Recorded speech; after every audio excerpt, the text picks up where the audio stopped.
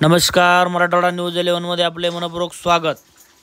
दाभाडी येथील ग्रामविकास कृती समितीला पाणी पुरवठा विभागाकडे पाठपुरावा केल्यानंतर आले पहिले यश।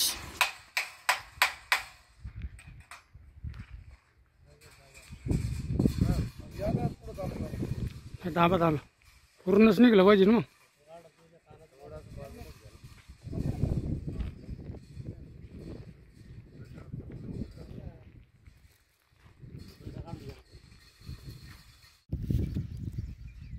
दाभाडी ग्राम विकास समिती ही आमची जी टीम आहे, या टीमनं वेळोवेळी पाठपुरावा करून दाभाडीचा पाणी प्रश्न सोडवण्यासाठी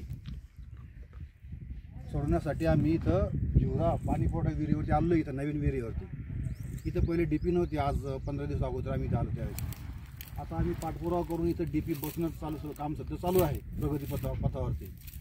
आणि नवीन सरपंचाचा आम्ही आज भेटून चर्चा करून पाणी प्रश्नावरती भरपूर चर्चा केली आणि आता पाणी लवकरात लवकर दाभाडीचं व्यवस्थित पाणी पुरवठा सुरू होईल अशी आम्हाला आश्वासन दिलं आहे त्यांनी। आता बघू काय होतं। दाभाडी येथील ग्रामपंचायतच्या वतीने पाणी पुरवठा योजनेची जी विहीर खोदलेली आहे, त्या विहिरीला आमची दाभाडी येथे ग्रामसमितीची स्थापना करण्यात आली।